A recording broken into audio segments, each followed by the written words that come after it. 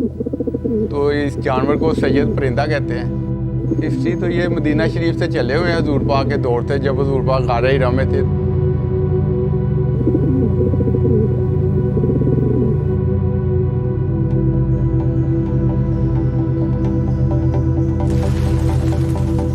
Days are long. Even the scorching heat cannot create hindrance in the longest glide. Pigeon, a true messenger. The sport of flying messenger pigeons was well established as early as 3000 years ago.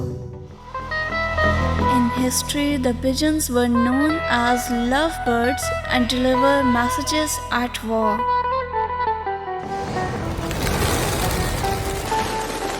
Experience the beauty of this historical bird in this ancient city of Mughals. One can often catch sight of these pigeons over the mosques and shrines of the city.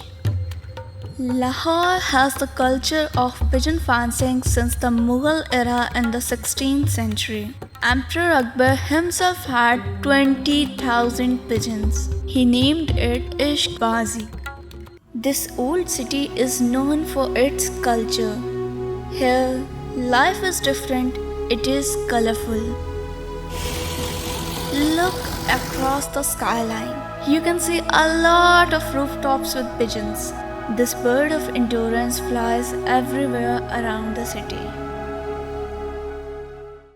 In Lahore, pigeon fancing and homing is not just a hobby. It is a lifestyle. Every day when morning sidled up, these pigeon keepers led straight to the rooftop, keeping their pigeons in mind. The pigeon masters are also known as Ustad. One of the famous Ustad, known as Noore, covered his rooftop with over 2,000 pigeons. मैं तकरीबन 13 साल की उम्र से शौक़ कर रहा हूँ कबूतरबाजी का, और इससे पहले ये है कि मैंने कबूतर रखे हुए थे। वो कैसे कि हमारी छत ऊंची थी और कबूतर आन के बैठ जाते थे, तो मैंने एक फंदा बना के रखा होता था, तो वो जो आन के बैठता था मैं उसको फंदा लगाता था, पकड़ लेता था। वो 1 हो गया, 2 हो गए, 3 हो गए, 12, 13, 14, 15 ऐसे 15-16 कबूतर रखे होते थे बचपन में। मैंने ऊपर शौक़ कर रहा होता था, वालदा को गुस्सा चढ़ता था तो वो आन के वो कबूतर वगैरह मेरे वो गली में फेंक देती थी और कबूतरबाजी ख़त्म हो जाती थी। ये हमें बचपन से ही शौक़ है जी, वालिद साहब ने भी रखे हुए थे, तो दाना पानी हम खुद ही डालते हैं। उड़ाने का शौक़ है ज़्यादा, टूर्नामेंट वगैरह में हिस्सा लेने का।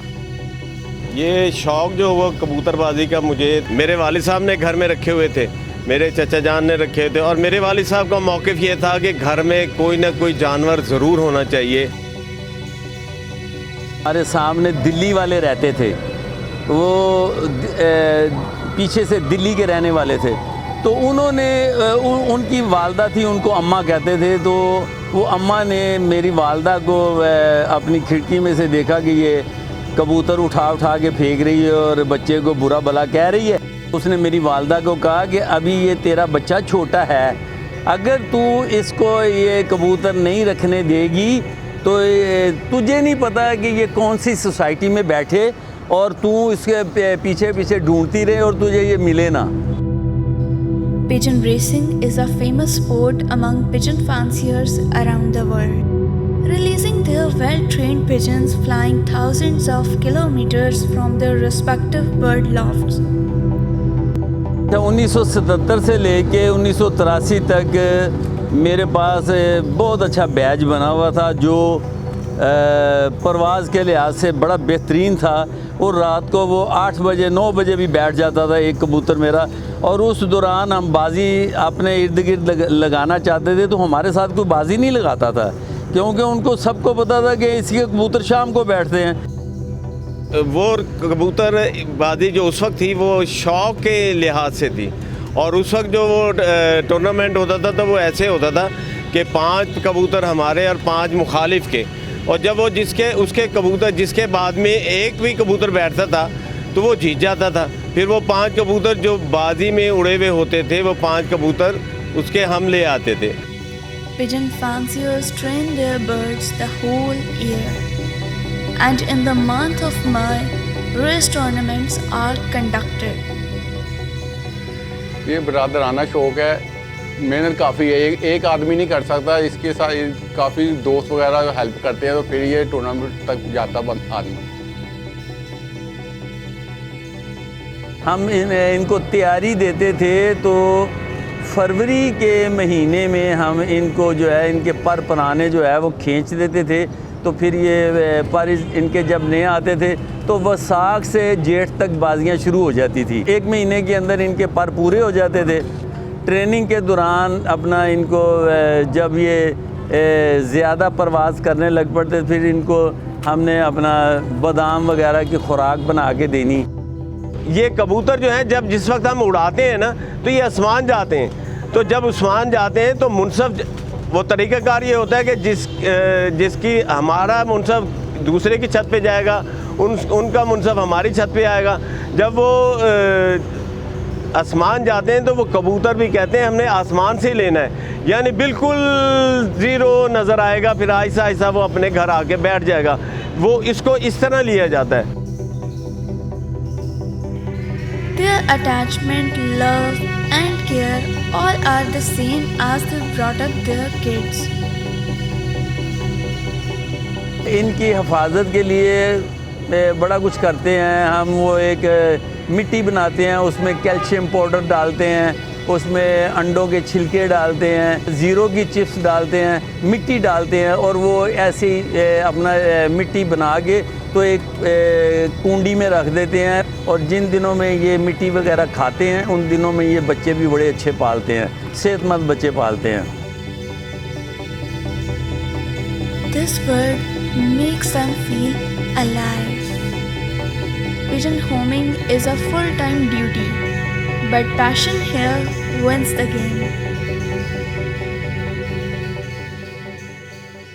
1982 में एक टूर्नामेंट हुआ था, उसमें यूसुफ खान एक्टर जो थे, अब तो वो फौत हो गए, अल्लाह उनकी मग़फ़िरत करे, तो उन्होंने वो टूर्नामेंट उड़ाया था। तो उसमें मैं भी शामिल था, ये चौधरी नूरुल हक साहब भी शामिल थे। तो इनकी जो है आखिरी जो है कबूतरी वो बैठी थी 6:45 बजे, तो उसमें वो ये विनर आए थे। वो पहला टूर्नामेंट था। उसके बाद जितने भी टूर्नामेंट होते थे वो हम हिस्सा लेते थे और विनर ही आते थे। पूरे लाहौर में किसी का नहीं इतना उड़ा था कबूतर जितना इस छत पे। उस कबूतर की था नाम रखा हुआ था 9 नंबर, यानी उसके जो कड़ी पे पड़ी हुई थी उसमें 9 नंबर लिखा हुआ था। तो वो हमें किसी ने गिफ्ट दिया था। टूर्नामेंट में हमने पिछले साल 3 टूर्नामेंट में हिस्सा लिया, तीनों में हमारी पोजीशन आई थी। नाम वगैरह भी होते थे। मैंने कई अपना पंखे, सिलाई मशीनें, टेलीविज़न, रेडियो, ट्रॉफियाँ वगैरह काफ़ी मैंने जीती। These pigeon fanciers are familiar with their pigeons. They raise them, treats them when ill, trains them to return home when they fly. कभी कोई बीमारी, दवाइयाँ वगैरह देते हैं, वैक्सीन भी लगाते हैं। मेरे कई दफ़ा रानी खेत की बीमारी आई। ये 100-150 तो आम था जो 100-150 मर जाता है। 400, 450 तक कबूतर मेरे मरे।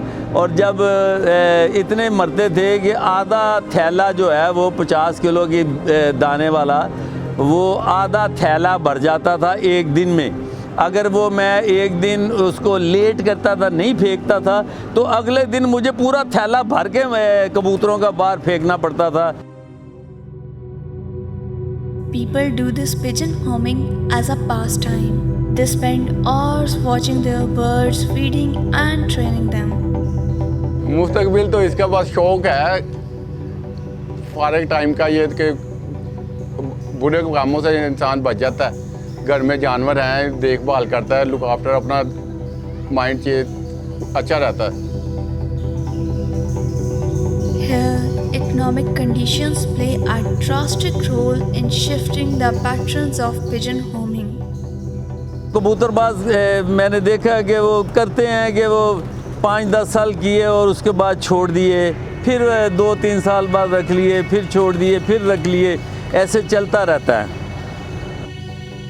कबूतरबाजी जो है ये लोगों ने 3-3 मंजिलें 4-4 मंजिलें बना ली हैं और उसके ऊपर जो जाल है वो भी कम से कम 2-2 मंजिलें 3-3 मंजिलों का जाल बना दिया है और उसमें जब वो कबूतर बैठते हैं वो पकड़ के फिर उनको सेल करते हैं। ये उनका सिस्टम तो चल जाता है, उनको हम जो है वो चिड़ी मार कहते हैं अपनी ज़बान में। A good pigeon can cost up to 100,000. It can also vary from breed to breed. सबसे इस वक्त जो है ना लाहौर में टॉप के कबूतर जो है ना वो टैडी मशहूर है, कमगर हैं और सियालकोटी भी हैं, डब वाले कबूतर हैं, लाल आँखों के कबूतर हैं। लाल आँख उसके साथ नीला दायरा होता है, लाइनें पड़ी हुई होती हैं नीले नीले कलर की, वो बहुत उड़ते हैं। इतना ये देखिए कि आप सुबह 4:30 बजे 4:45 बजे उड़ाने और ये शाम को 7-7 बजे 7:30 बजे 8 बजे तक बैठते हैं।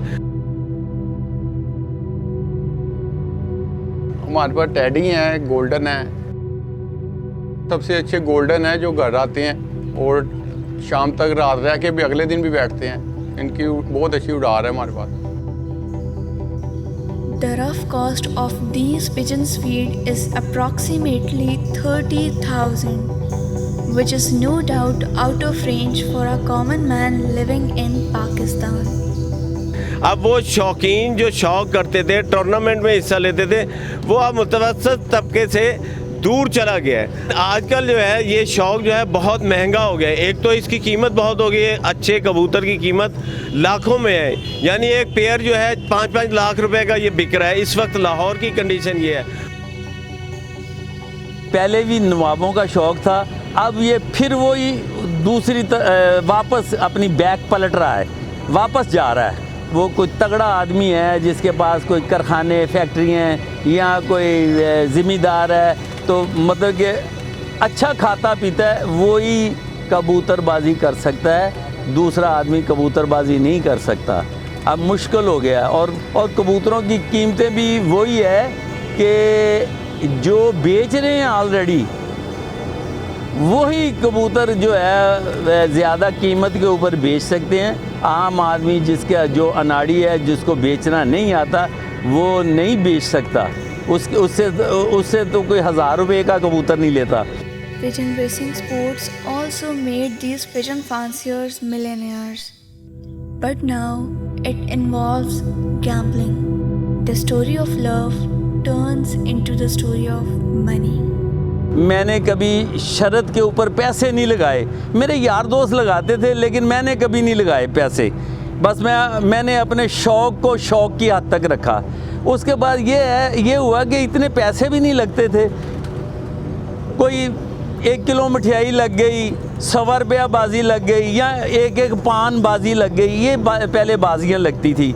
अब तो ये है कि वो लाखों में चली गई हैं, बल्कि 40-40 लाख की गाड़ियाँ जो हैं वो टूर्नामेंट में उड़ती हैं। असल में ये पैसे लगने का रिवाज ज़ियाउल हक के दौर में आया। जब ज़ियाउल हक आया तो उसने आन के घोड़ों की रेस जो है वो बंद कर दी।